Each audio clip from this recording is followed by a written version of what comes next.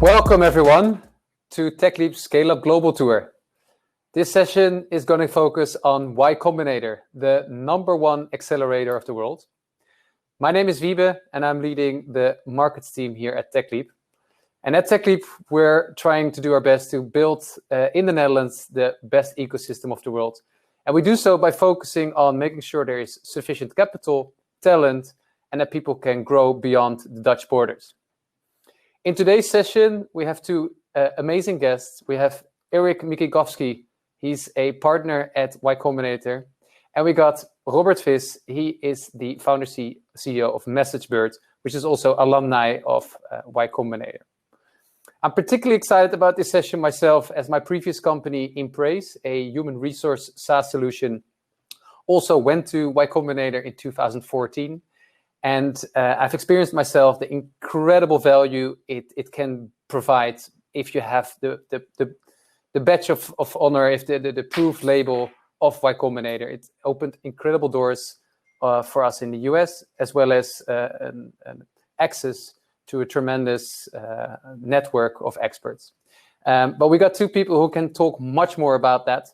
And so without further ado, I would like to introduce our first speaker, which is, as I mentioned, Mikikovsky, the founder also of Pebble Technologies, actually my first smartwatch that I ever got. And he's currently a partner at YC. So thank you so much, Eric, for being with us, and please take it away. Awesome. Well, thank you very much. It's great to be here virtually, at least. Just to get a sense for who's in the audience, if you could open up the chat, I think everyone has access to a chat here. If you could type into the chat a 1, type the number 1 if you are currently working on a startup, and type the number 2 if you're not working on one, but you are interested in starting one or considering it.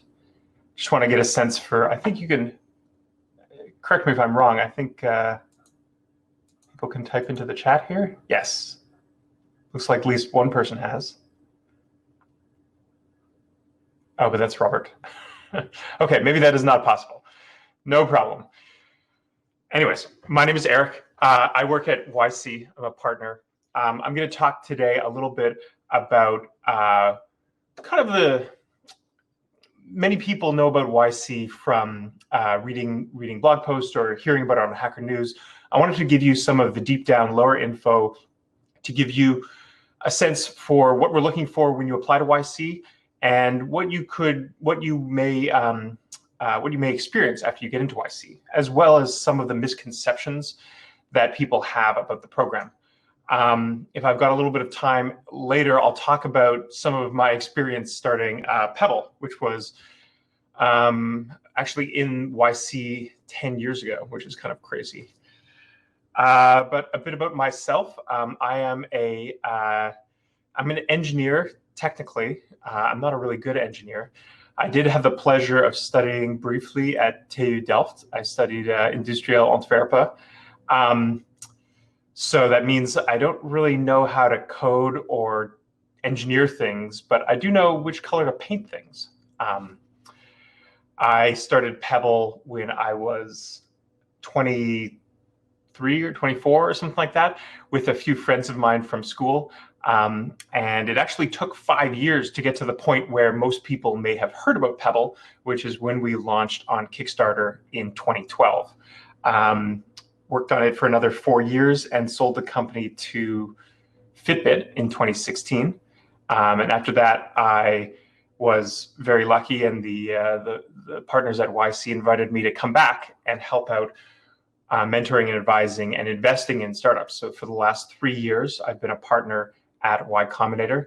I've now personally helped around 250 companies that have gone through the YC process.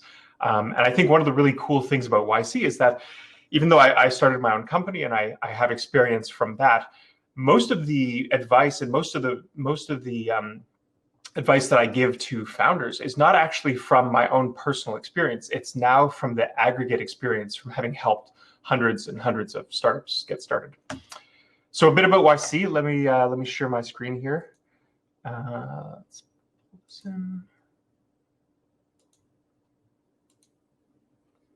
Okay, I think that's shared there. So a few stats about YC. It has continued to grow. There are now over 5,000 alumni who have come through the program. We have funded 2,500 companies over the last 15 years, of which about 1,800 are active. We have, our companies are now worth combined over $150 billion, though the word on the street is that's going to change, tick over to a 2 pretty soon. The companies in our portfolio have raised over $30 billion. And based on the last few batches, we have an acceptance rate of around 1.8%. That means, I think this last batch, we got over 12,000 or 13,000 applications, and we accepted around 220 companies into the last batch. We have now 20 companies that are worth over $1 billion, unicorns, and about 100 or more that are worth $150 million or more. You may recognize some of the companies on our alumni list. One of them is on the call today. We have another fellow Dutch company in the form of GitLab, and many other companies that are now kind of part of the fabric of the internet, like Stripe and Dropbox and Twitch, and many more that you probably use maybe on a daily basis, or maybe Airbnb more when we were still allowed to travel. As you may have heard, I think YC offers a few notable advantages over other incubator programs and other forms of investment. The primary being we have a completely open and standard application. What that means is that anyone around the world applies to YC on the same footing. You complete a short questionnaire. It takes around 30 minutes to an hour to complete.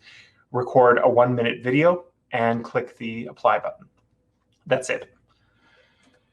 The other thing that we offer is advice. And we offer advice from partners, some of them like me, but most of them have experience starting their own company. I'm actually the youngest partner. I've only been there for 3 years. Everyone else has been there for much longer. I think there's a ton of startup advice on the internet. Most of it is generally okay at its best. What we pride ourselves in is distilling the aggregate advice from many startups that have come before you. One of the ways we like to think about it is, it would be amazing if our startups could make completely new and novel mistakes rather than making the same mistakes that other people have made in the past. And we're here to, and the mentors and partners are here to guide you through that and to learn from the experiences of companies that have come before. Generally, our companies raise more money on average than startups in general. This has been particularly true in the last 6 months through the COVID experience. We have just gone through our last demo day. So we had our very first virtual demo day just a couple of weeks ago. Due to COVID-19 and everything that is happening in the world, we decided to make our program remote. And we transitioned to a 100% remote demo day.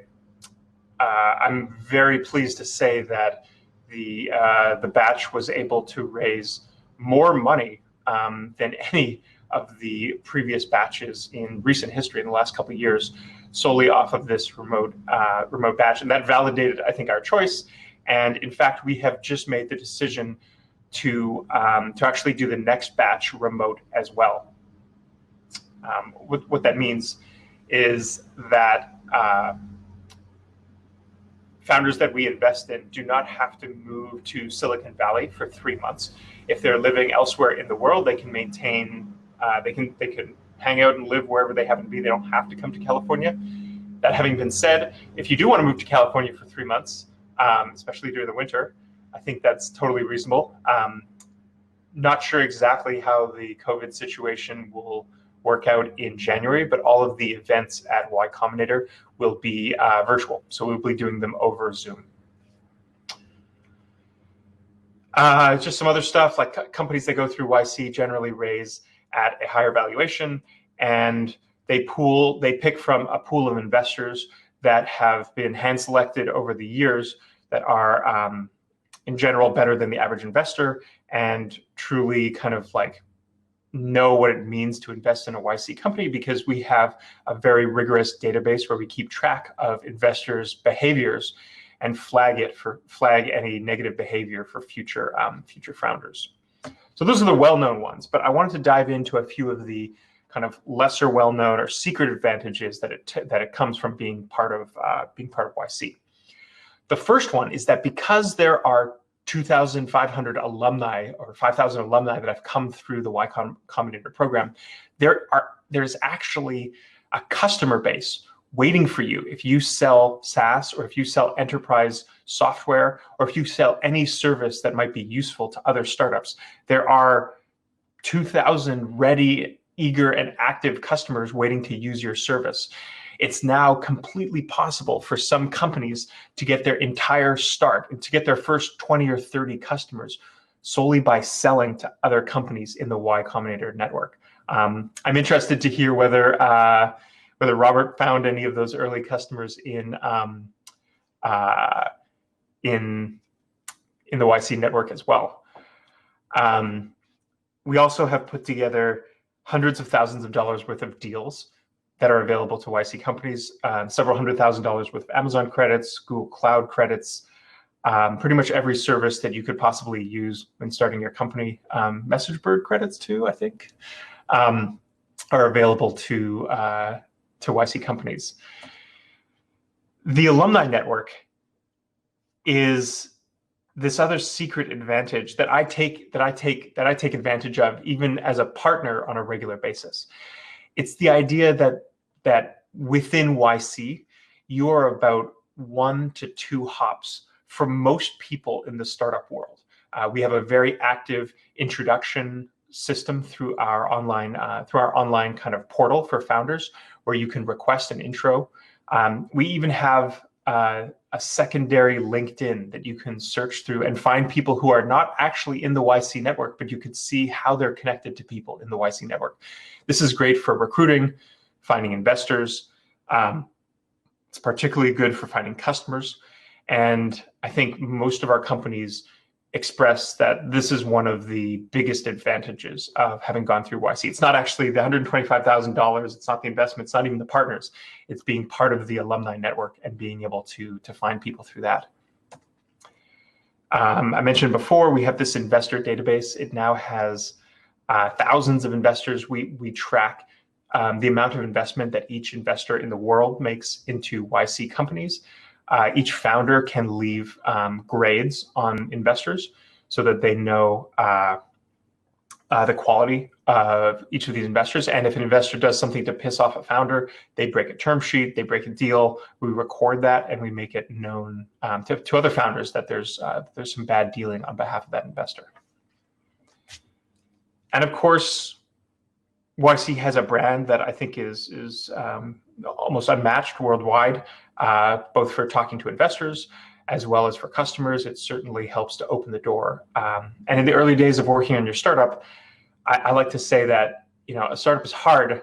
You want to be working with all the cheat codes that you can. Like there's no extra special medal or gold star for doing a startup on hard mode. You want to take advantage of all the cheat codes, and this would definitely be one of them. Finally, if you get into YC, you're part of a batch with around 200 other companies. We really go to great lengths to try to encourage founders to chat with other people who are at a similar stage, to form relationships that may be with you for the entire lifespan of your company. I personally met some of my best friends in YC. The person who married us at my wedding with my wife was actually a friend that I met through YC. And I think like starting a startup, especially if you're a solo founder like I was, is somewhat of a lonely proposition. You're going through and experiencing a lot of really difficult problems by yourself. I spent a lot of time leaning on my friends who were also founders that I met through YC to gain from their experience, to get their feedback on problems that I was facing, and really to stay motivated in this pretty pretty long and difficult process. There's a few non-obvious truths about YC that I just wanted to share. And the primary one is that accelerators are not like universities. If you graduate from high school, like generally you should go through university. There's just incredible benefit. But if you're starting a company, you don't have to go through an accelerator. There are many amazing companies that have not gone through accelerators, even in the last 10 years. There's no checkbox, there's no requirement. You don't have to do it. And the second kind of corollary to that is that unlike universities in which, if you go to one of the top 5 or 10 universities in the world, like you're going to do great. Accelerators are not exactly the same. There's a tremendous difference between the top 5 accelerators around the world. And not all of them offer the same level of features that I just described. So think carefully as you're picking them, because they do, the choice that you make will have an impact on both the network that you find investment from, also just the advantages that you may be missing out. That having been said, there are some pretty reasonable reasons that you may want to consider hating on YC. And if you find yourself considering these as a negative, it's possible that you may not want to pick YC as a place to apply to. The first one is we do have a large batch size. We have around 200 companies that come through our batch every cycle. Yeah, that's a lot of people. The way that we look at it is we invest in as many great startups as apply. And it just so happens that 200 to 300 great startups apply to YC every batch, and we would not want to say no to them.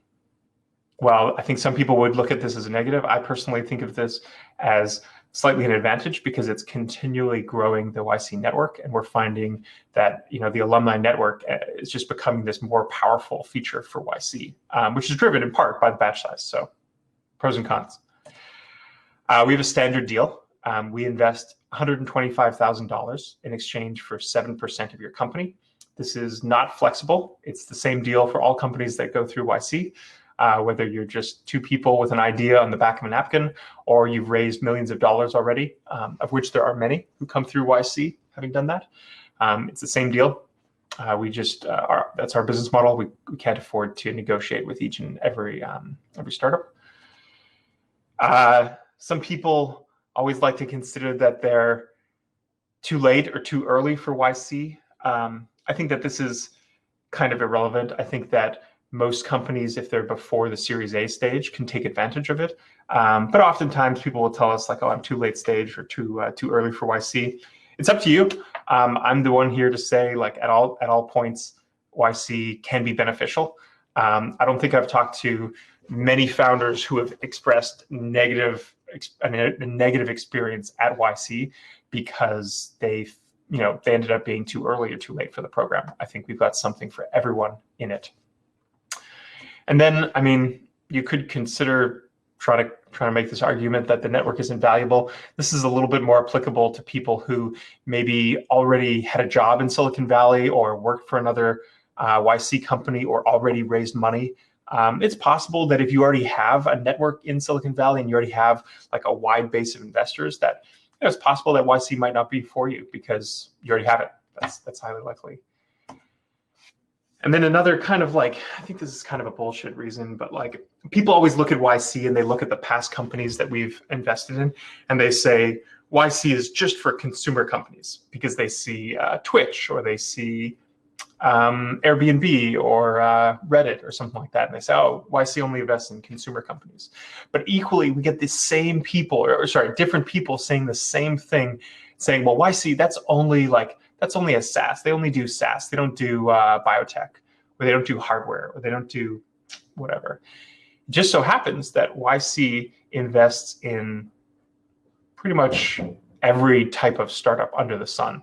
As long as you have some sort of technology and you're building a startup, which is a company designed to grow quickly, we are most likely going to be relevant for you.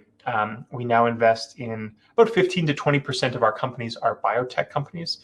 We have a portfolio of over 200 biotech investments. That's just one small segment of the Y Combinator universe.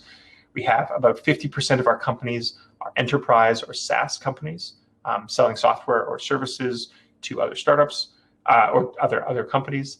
And then we have, a large percentage of consumer companies. You name it, we invest in it. Just a few more things. How am I doing on time? What's the time slot that I've got? Someone want to weigh in? Vibe? Nope. Am I the only one who can talk? Hi, Eric. Yeah, we're hearing you. You still have a few. Okay. And will I be doing questions before Robert, or we'll do those after Robert comes through? We can take the questions once you're finished, Eric. Okay, cool. I'm just trying to figure out how much more detail I go into and how many. I want to make sure that there's a lot of time for questions. So if you haven't started a startup, my advice to you would be to try to make good friends. Usually the co-founders that you pick will be pulled from your friend group, people that you've worked with in the past, people that you went to school with. So if you're still kind of on the verge of starting a company, consider finding other friends that are interested in starting a company, have a couple beers with them, and over time talk about starting a company. Another great advantage would be learning how to code. As you probably have realized, most tech startups require some degree of coding, and whether you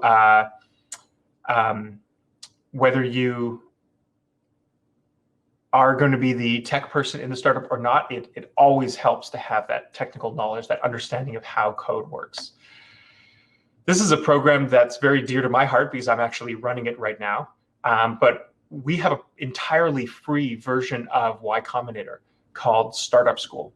Startup School is a free online class that teaches you how to start a company.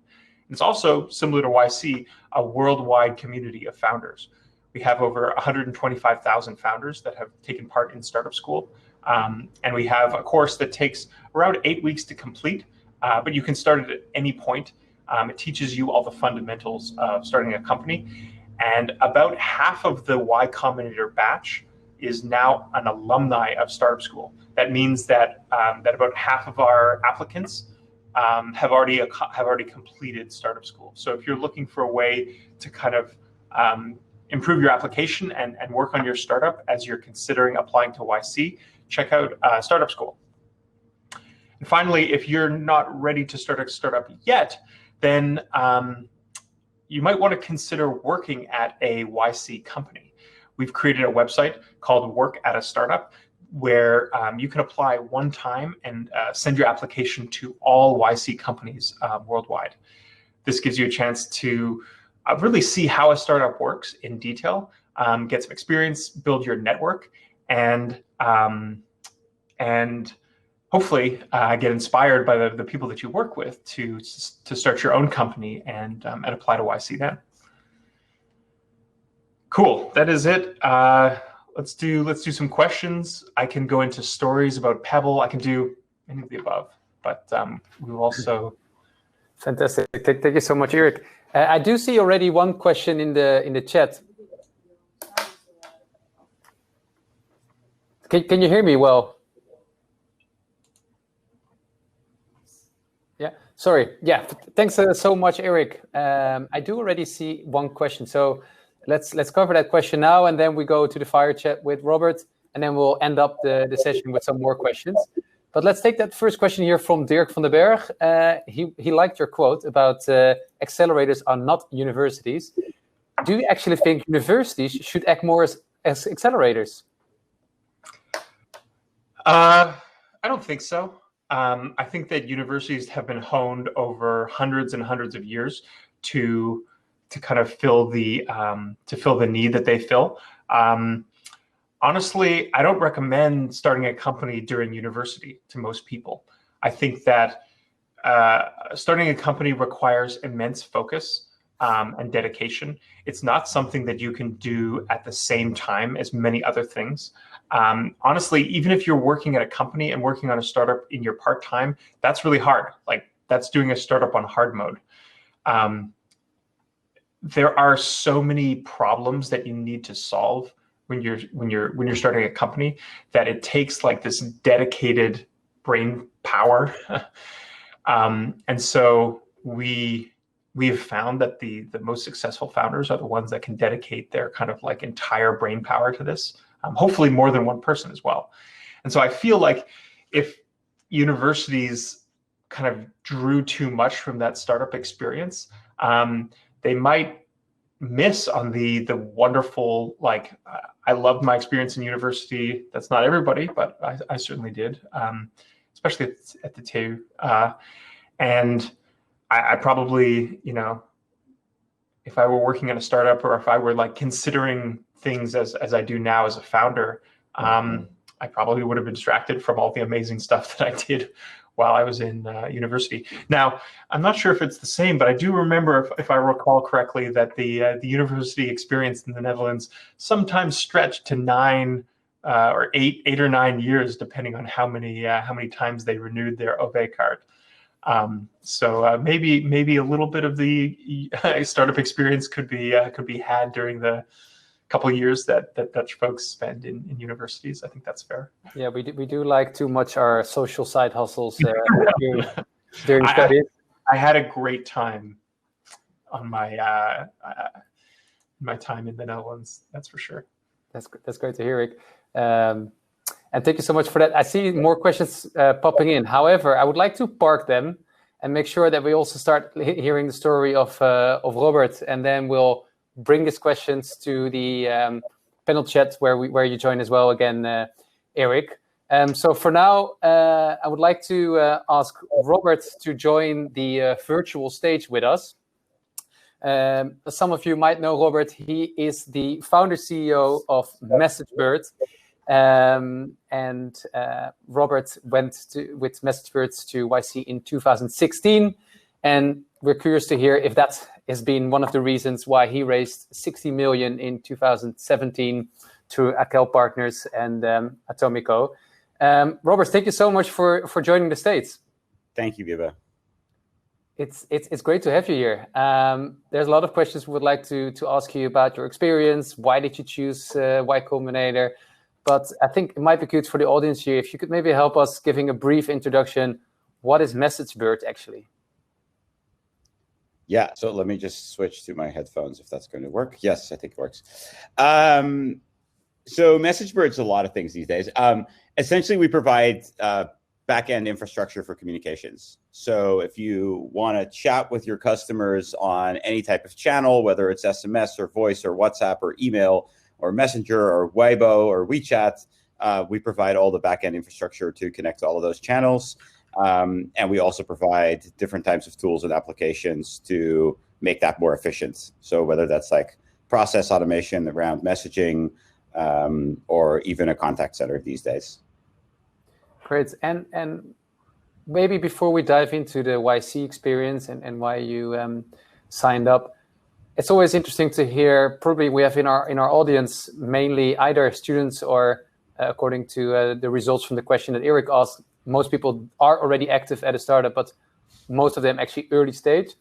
Can you tell a little bit about your early days? Because it's always interesting to get inspired that you also just started somewhere. Well, how did you get started? Yeah, so I founded Messagebird 2011. Before that, I founded a company called Zapay. Zapay was an API to pay for virtual goods on your mobile phone bill. We did that in about 50 countries. That was actually before mobile gaming became a thing. So this was primarily for web gaming. And essentially, if you were playing a game and you had a silver sword and you wanted to upgrade to a gold sword, you could pay a few dollars to upgrade, and we would do those payments in about 50 countries. So I ended up selling that also actually in 2011, and then founded Messagebird. And essentially, we founded Messagebird as a business messaging API, and it was actually because of my previous startup. We were using messaging as a way to verify people's phone numbers before they processed the payment, and we just had a hard time getting these messages to arrive. That it was incremental to our business process that we actually had these messages arrive. So it was actually the traditional story. It was a pain we experienced ourselves. We solved it and then decided to build a business out of it. Interesting. Yeah, I actually joined myself a incubator program with people that want to be an entrepreneur and just go there. But I always believe like the best thing is indeed, like you say, you just really come across a big problem you want to solve. And I think that's the main stories of the real successful ones. So Robert, let's focus on your experience with YC. Can you share a little bit maybe why did YC came on your radar and why did you decide to apply? Yeah, sure. So first of all, for anybody that will ever go through YC, there's this great rule, which is whatever gets said at YC stays at YC. So I'm going to implement that rule in this forum. So please don't start quoting me on Twitter or whatever. That would really not be okay, because that gives me the opportunity to speak as freely as possible without founder to founder, without having to worry about that how that sort of ends up in the media. So look, I mean, we founded the company in 2011. I bootstrapped for the first, I think, five and a half years. So we were a pretty late stage company to join YC. And to Eric's point, and I really liked listening to the story. He's being way too kind. He's being way too kind. YC is the best thing ever. I'll get into that in a second. But you know, and it was really one of those things that, you know, I'd always wanted to join YC. Obviously, you know, founded the company quite early on. We were so, you know, busy running the company. I at that time found that I didn't have the time to go do it. And then I was actually in Silicon Valley for customer meetings, and it was right before the batch started. And it was actually an interesting story because I read this online article how Airbnb got applied like a week before and then got accepted. I think I actually did exactly the same thing. I applied a week before the actual started. I think I got the call on a Sunday that we were accepted, and it was literally Monday was the first day to go. So it was quite exciting. Yeah, and look, same process as Eric explained. I mean, everybody goes through the same process. You fill in the application, you do the video, and you get asked for a meeting. I forget what the actual time frame is, but it's really strict. You get like, they have like a clock, and the clock is ticking, and then once it buzzes, you get kicked out of the room, and you're kind of like, okay, am I going to get accepted or not? And I remember I was in the application, and I remember Aaron saying to Aaron was one of my, he later also became my group partner, but he was also the interviewer, and he was like, hey, I hope you enjoy your time in Silicon Valley. And I was like, is he like now giving me a hint that I didn't get accepted or something? Because it kind of felt like it was a thing. So it's quite brutal. I mean, look, I think one thing you'll learn about YC is that they don't fuck around. Like, this is not they're not trying to be your best friend. They're trying to give you true startup advice. Sometimes that advice is really tough, but it's really helpful. So yeah. You know, I think the premise that they live by is that they're for founders and they support founders no matter what. And that isn't always a simple thing. So I would say my experience, you know, prior to YC and being at YC, it's tough because you get a lot of critical advice, but that's all to make you as a person, as a founder, better, and to make your company better. Yeah. It doesn't really help if people just tell you all the good things. It helps much more if people tell you critical things. And so, Robert, before we go actually a little deeper into that application process as well as that experience in the program, maybe one step back again to the reason of applying, because if I remember correctly, you actually, there's this, I know YC from super early stage companies joining YC, or maybe even just straight from university, but you actually joined pretty late. Can you tell a little bit more why that late? And in hindsight, is there anything you can say about exactly? Yeah. Yeah, that's the famous last question I always get. So, you know, my thesis on joining YC was actually quite simple. You know, we founded the company from Amsterdam. You know, if there was anything that we were going to do, it was to build a big global company. You know, being market leader in the Netherlands isn't really going to help you conquer the world.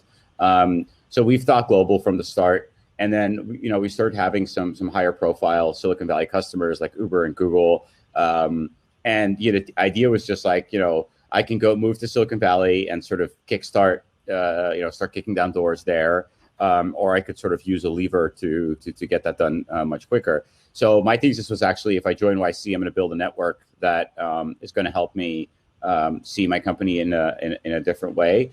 And yeah, that was definitely the way it also happened. Like we didn't need to raise money. I don't think we raised money until a year later or something.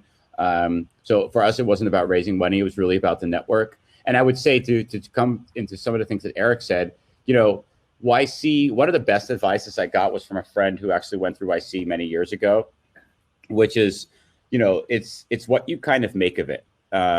And, you have 3 months, you have access to all the partners. You can request office hours with everybody. So one of the things that I had set myself out to do was I wanted to meet every single partner, and I wanted every partner to know my name and my company's name by the end of the batch. And, it's 200 now. It was 120 when I did it. It's still a lot of companies that, so I think one of the things that I think we did really well was we really stuck in the effort to go meet everybody, ask a lot of advice. I remember meeting one of the partners who was in hardware, had nothing to do with my company, but it still gave me very helpful advice. I met partners who had consumer experience. And also to Eric's point, actually one of my closest friends was today was a partner at YC, who I met at YC. So also in terms of just making friends and, being a founder is lonely sometimes. And even if I was a solo founder too, but even if you have co-founders, it's lonely. And it's good to have like-minded people around you. And to this day, I saw that was, I think, one of the questions that I just saw about, is there a time when YC sort of stops giving you advice? I mean, I will tell you, 3 weeks ago, I actually with my team actually did a office hours with Aaron and Jared, who were my group partners. And they spent an hour and a half with us for launch of a new product. And they basically were just crushing us the entire time about metrics and how we were tracking and everything. So, 2 days ago, I spoke to Ali, who's another partner at YC. So to this day, it's now been 3 years, I still speak to people from YC more than once a month.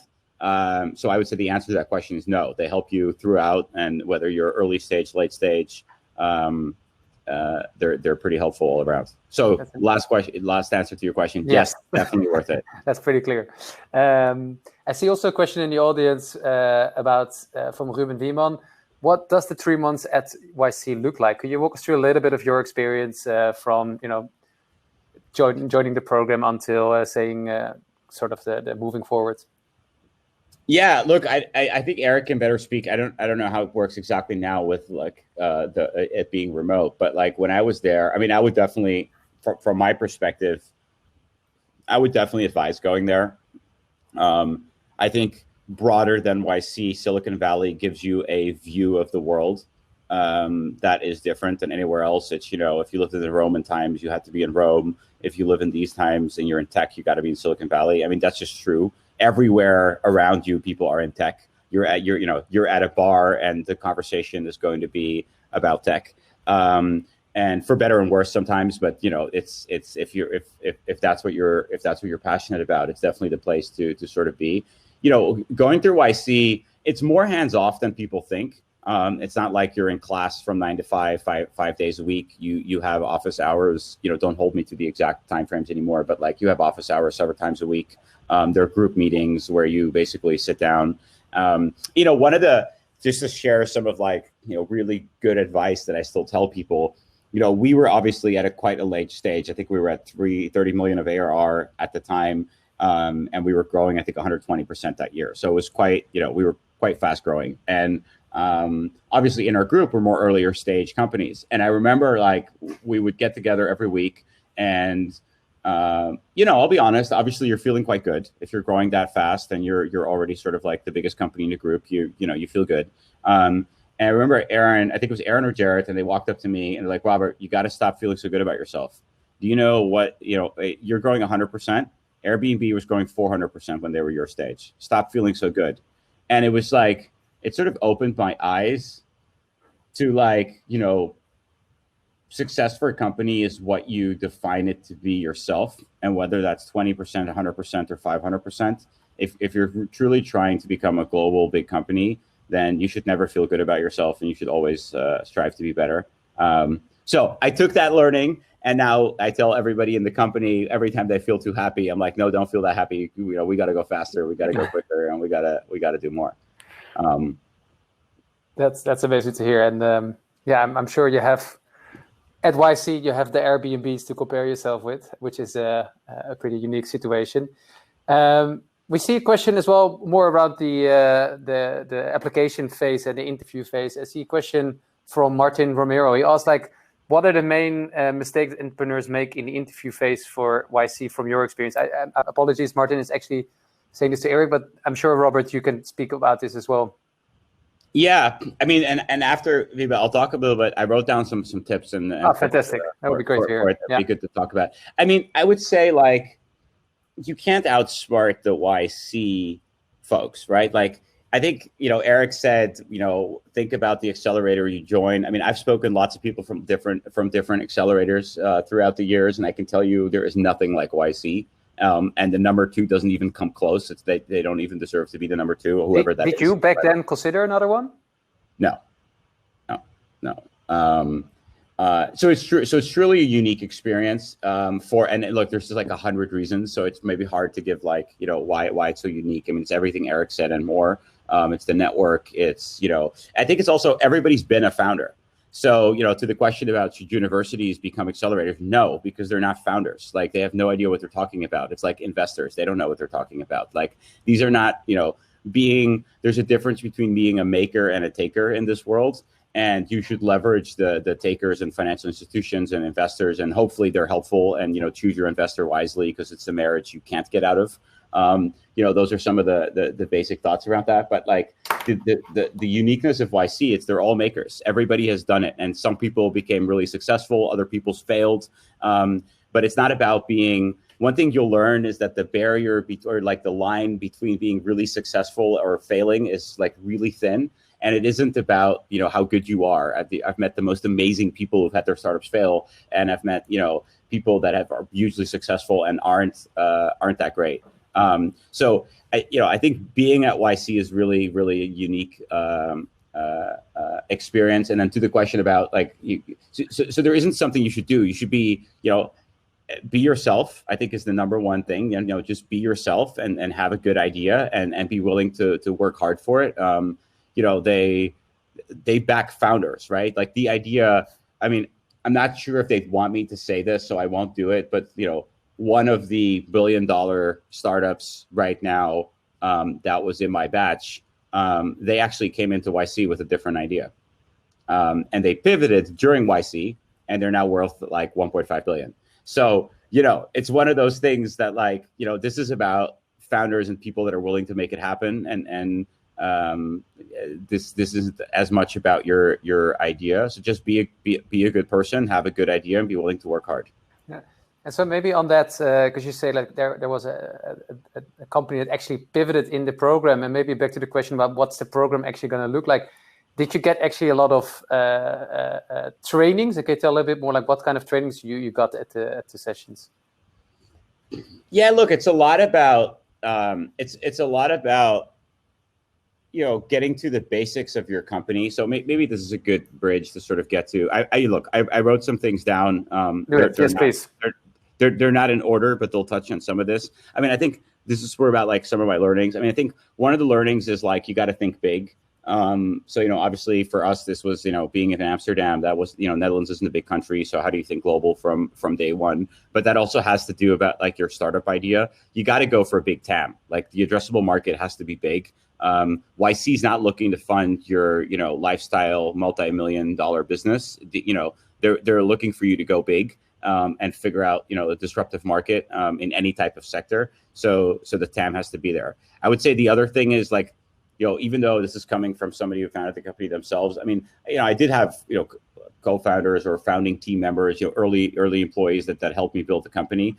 It's good if you get co-founders when you start out the company. I mean, I found it pretty lonely being by myself sometimes. It's good to have people to bounce off ideas with. So if you're starting a company, try to get co-founders and they complement your experience. If you're technical and you know nothing about business, probably good to get a business person. If you're, all business, you're not technical, probably good to get a technical person. I think another thing is you got to choose your metrics for success. I mean, this is something that they really that they really talk a lot about is like, what are the key metrics that are making your company grow, and then focus on those and make them grow. So this isn't about having, 10, 15 different metrics that all tell you about your product, whether it's working or not. This is just like choose a metric, make it grow, and then that's your baseline of success. The other thing is you got to know your metrics. So you can't go into YC and not understand the basics. If you're in SaaS and not understand what CAC to LTV means, or what retention or that sort of stuff means. Like if you got to do your research, right? Like and even if you haven't done this before, you just have a great idea. Being a founder means you need to be good at a lot of things at the same time. So you got to put in the effort to understand these things. I think the other thing is that like friends give bad advice, and this is something I also learned. Like your mom telling you built a great company or your best friend isn't something that is going to help you. Free customers also don't help you. Free customers are great if you're trying to like kickstart an idea and get some advice. But like if people aren't willing to pay for your business, then you probably didn't build a very good business. I've seen very, very early on people that just had this really great idea. And it was not more than like 2 pages of a website, but the idea was so good that people were able to pay for it. And then I would say the amount of money they pay is less important. So it's not as important, even if you think you could charge $1,000 a month over time and you're only charging $50 a month. I don't think that's the point. The point is, can you convert people to actually paying for the thing that you built? Another thing that YC really focuses on is kill the fluff. Like people have a natural gravitation to write things like the best, amazing, really good. But these are all just trying to compensate for what you're really trying to say. If you have a good idea, then it's good. You don't have to say really good or best good or most amazing. Be really, really straight to the point. Be able to convey your idea in 1 or 2 sentences and not having to talk 50 sentences to explain it.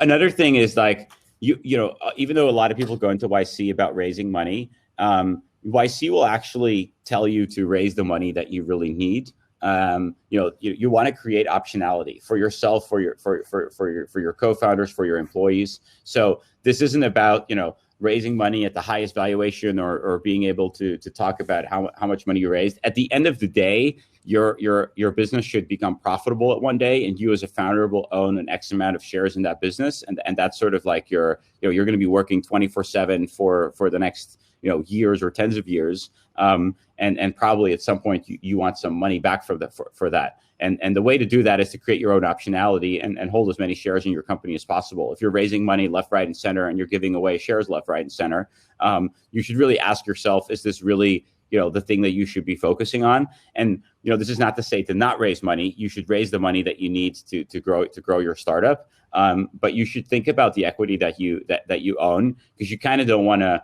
end up only owning 1% of your company over time. Because then if you sell it for 100 million, you've only made $1 million. While if you sell your company for 100 million, you own 30%, you get 30 million. Math is pretty easy there. The other thing is, and sorry, there's just many, so I'm going to try to talk a little fast, is like, don't be an asshole. And this is just one of those things that like is super important to the YC community. Like they generally invest in good people. And good people just means you're kind to the world. So if you're very arrogant, or you think you're the best thing because you're the best tech guy or the best business guy, or you're from the best university, you're gonna have a hard time at YC, because YC doesn't give a shit about any of those things. They care about your startup and how to help you. And they've sort of been there back and forth with many different companies. So be a kind person in this world. I mean, this is, I guess, general advice, but definitely in YC as well. I would say put in the effort. I kind of alluded to that earlier on. Do your research on Google. Google is your best friend. Talk to as many people as you can, whether it's alumni. One of the unique things about YC is really the network that Eric also sort of talked about. I mean, I still personally respond to most people that email me from YC. There's just something about it that, like, I get lots of emails. Somebody writes, in the subject YC, they have a question, and if it's if it's worth my time, so like ask a question. Don't give me like a 10-sentence email with all sorts of bullshit. But like if people have a real question or they need some real advice, I think the general rule of thumb with all YC founders is that they'll respond. So that's pretty valuable, right? If you're building your startup, there's stuff you don't know. It's good to get advice. So put in that effort, build those relationships. Another thing is, and this is something that Michael Seibel, who now is the CEO, or I think of Y Combinator, taught me very early on. And I very, very much gravitate towards this. Startups are really hard. And And like, this is not an easy thing. So if you're asking yourself, I had somebody at a panel a while ago ask me like, oh, how many holiday days should I take if in my first year of startup? I mean, that's the wrong frigging question to ask. Like, you should take 0. Like, you're building a startup. This is going to be very hard.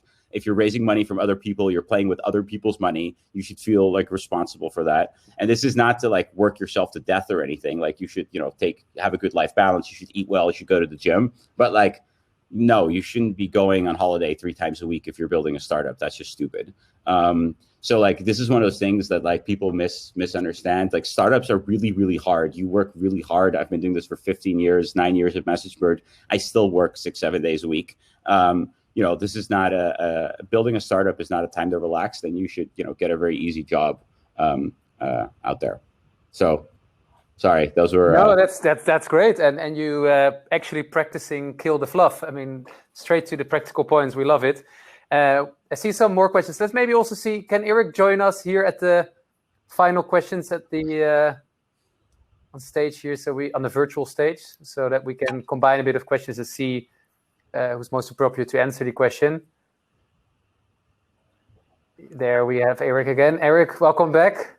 He's still there. Thanks for that, Robert. I mean, not to sing your praises too much, but I think like, speaks the truth, and then also has created like a fantastic company. So listen to Robert. Well, I listen to Eric. Go ahead, Eric. You're praising too much. You've built a pretty amazing company. So let me maybe start actually for a question. Maybe I guess Eric, you can answer this one best. It's from Renji John. He asked, does YC invest in businesses that might be similar to its past investments? And if yes, how does YC manage the conflict of interest? We do this not unfortunately, but it happens fairly regularly. We do 2 things. The first is we don't share information between startups. That's just a default. We don't share specific information about what happens inside your company with any other company. What we also do is we segment it so partners who worked with another company that's very, very similar, we separate them. So we have 10 different partners that work on the early stage investments, and they handle different companies. I think Robert could kind of speak to that as well. I think there are other companies that YC has invested in that are in the similar messaging space. That has happened, I think. Yeah, I've never experienced that as a problem. I mean, it's one of those general things that people are always worried about. It's like there isn't really a thing in tech anymore as this really unique idea. It's a lot about execution.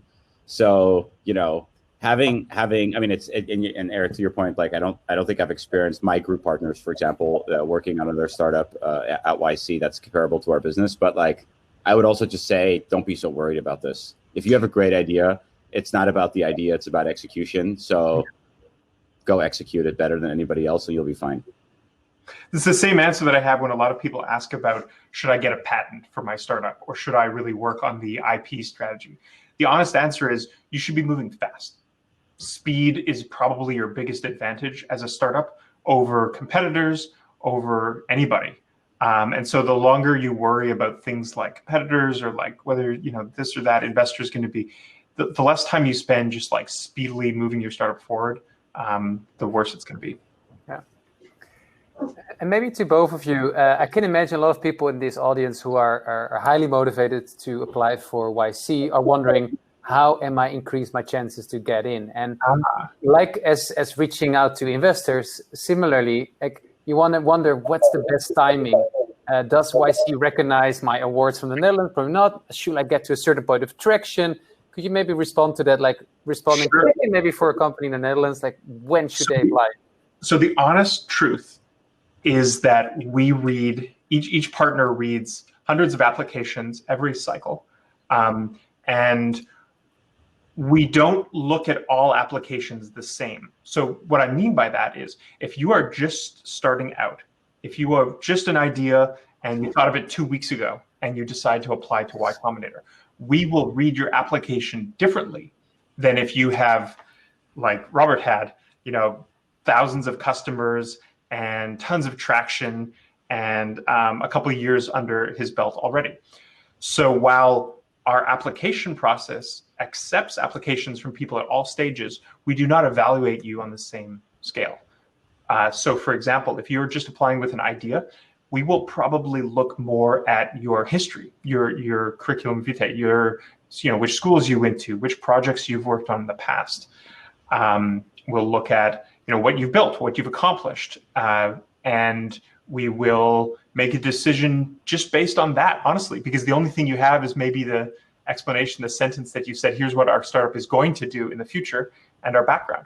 And we accept hundreds of companies per year like that. Conversely, if you have already launched and you have traction and you have users, then we will evaluate you based on that. What have you learned from your users? How much traction do you have? What is your retention like? Are you clearly solving a problem for your users? So when you think about it, there's advantages and disadvantages to both sides. If you apply too late and you don't have enough evidence, even if you built a product and you have weak evidence that people want your product, it might have actually been better for you to apply when you just had an idea, because we might have actually accepted you just based on your experience and your background and your idea. So what I'm saying is, don't worry too much about the stage that you're at. Worry more about putting together a compelling case why we should think you're great founders. This is not a time to be humble. As Robert said, this is a time for you to be proud of your accomplishments. If you hacked into some system when you were 16, this is probably the time to share it. Or if you published a paper on this one type of research and you were the only person in the world working on it, this is the time to put it right at the top to say, I am the world's expert in this particular domain. I'm a Canadian, so I think we always are way too humble. Whenever I talk to fellow Canadians and encourage them to apply to YC, I'm like, you have to forget how to be Canadian and just embrace your inner American when you think about talking about yourself on the YC application. But to Robert's point, the most important thing you can do is to be clear. I think you need to be straightforward. You need to use simple language, and don't spend paragraphs when one sentence works. Yeah. We're reading hundreds of applications. We want you to get to the point. And in reality, that's a really good feature of a startup founder, is being able to clearly and concisely explain what they're working on. So try doing that on the application. And with that, not be humble, but also don't be an asshole. If you both have still 2-3 more minutes, Robert and Eric, I see 2 final questions. One is actually a follow-up question on this one, probably for you, Eric.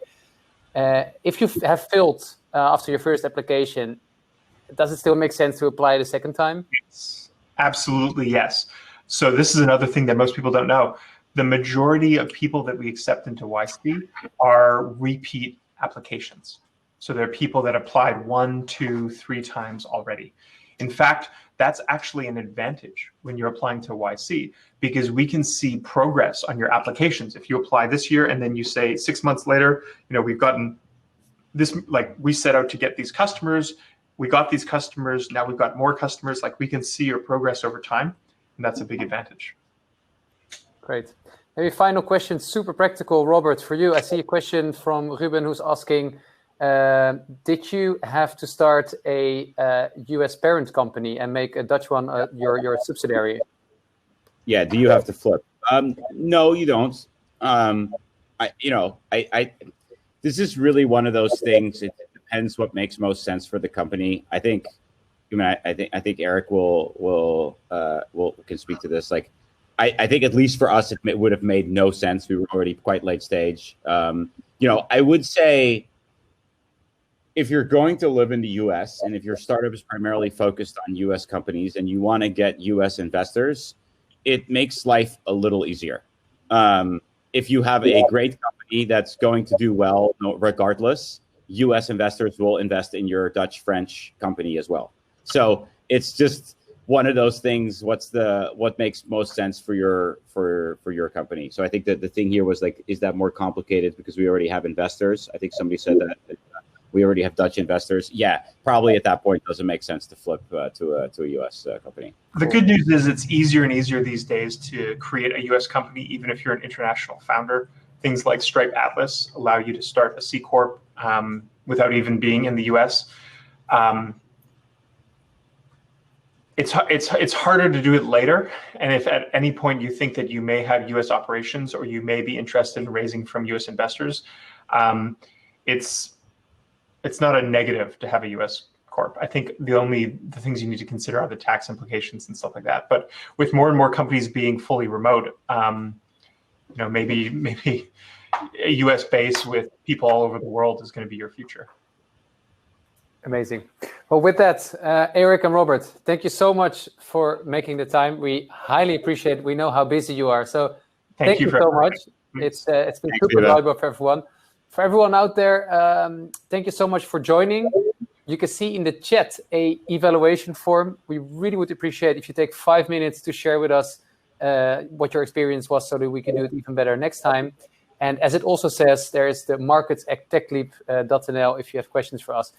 If you happen to get accepted for the interviews at YC, let us know. We're happy to support you with some great YC alumni to help you further as coaches. There's also Dutch Tech SF based in San Francisco who's willing to help you. So you can also submit there for mentor help.